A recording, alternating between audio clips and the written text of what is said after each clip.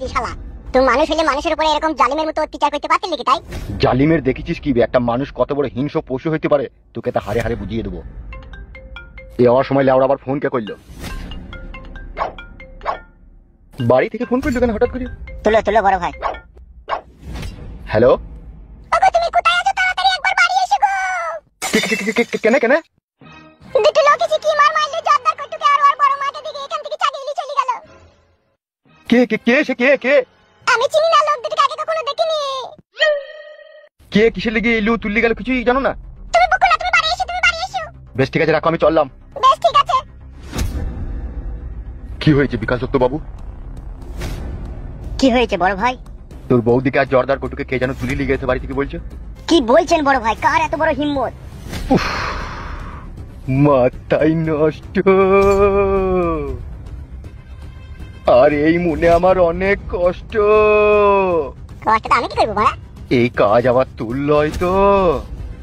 আমি কি বড় ভূত নাকি? তাই আমার 10টা হাত পা থাকবে, এদিকে একবার যাবো ওইদিকে একবার যাবো। মারা কেলামো করছো নাকি তুমি? বড় ভাই দেরি না করে বাড়ি চলো। বাগের পুটকি বলো বিকাশ দত্ত বাবু। আমি বাড়ি যাচ্ছি, ঠিক আছে? এই শুইরে বাচ্চাকে এখানে রেখে দিয়ে গেলাম। আমি যতক্ষণ না ফিরে না আসবো ততক্ষণ তুমি কে শিয়াল মারা করবে। উলি মালো। ঠিক আছে বিকাশ দত্ত বাবু, তাই হবে। তোকে কুকুর মারা করবে রে শালা ছেলির মামা। বড় ভাই তাড়াতাড়ি বাড়ি চলুন।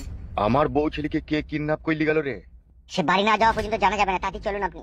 চ বাগের পুটকি কি বললাম মনে আছে তো?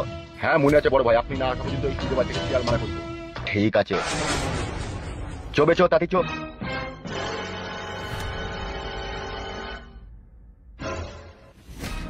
মারবে তাকাচ্ছিস কেন? আমাকে শিয়াল মারা করতে বলে গেল তো মার।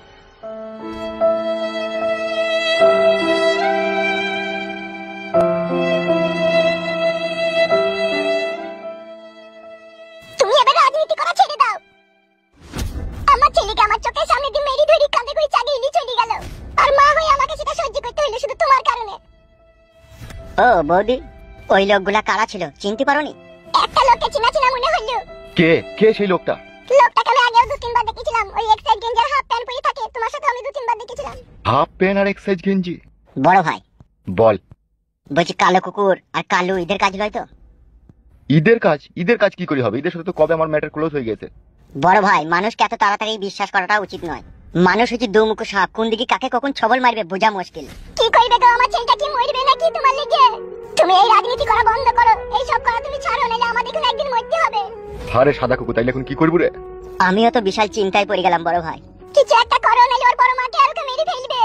বৌদি তুমি চিন্তা করো না, আমরা ব্যবস্থা করব। তোমরা ব্যবস্থা করতে করতে দেখো আবার লাস্ট পর্যন্ত আমার ছেলে লাস্ট আবার বাড়ি আসে না। কি আজে বাজে কথা বলছো রূপা তুমি? জর্দার কইটো হচ্ছে আমার ভালোবাসার ছেলে, আর ওকে আর ওর বড় মাকে যে বাড়ি থেকে নিয়ে গেছে তাকে আমি কাবাব করবো। কাবাব কাবাব মানে বুঝিস তো? ও বৌদি কি করে বুঝবে? বৌদি কোনোদিনও কাবাব খায়নি তো। না গো বুঝি, মাংসটাকে ইয়ে করবে, কি করবে বেশ না, ভুলে গেলাম। মাংসটাকে শিলে বাইটবে, নুন মরিচ দিয়ে এই শিকে লাগাবে, দিয়ে চুলিতে পুরাবে। হ্যাঁ হ্যাঁ হ্যাঁ ওইরকম ধারাই। যে আমার ছেলেকে নিয়ে গেছে তার শরীর থেকে মাংসটাকে কেটে বাই করলি না, ওই কাবাব করবো আমি। সাদা কুকুর বলেন বড় ভাই। একবার হাফ গান্ডুকে খবর দে। ও এসে কি করবে বড় ভাই? ও গোয়েন্দাগিরি করে খুঁজে বাই করবে আমার ছেলে আর বউ কোথায় আছে। ঠিক আছে বড় ভাই, আমি যাচ্ছি। তাড়াতাড়ি যা, দি পার্টি অফিসে আসবে, আমি পার্টি অফিসে যাবো। ওকে বড় ভাই। কাম ফাস্ট।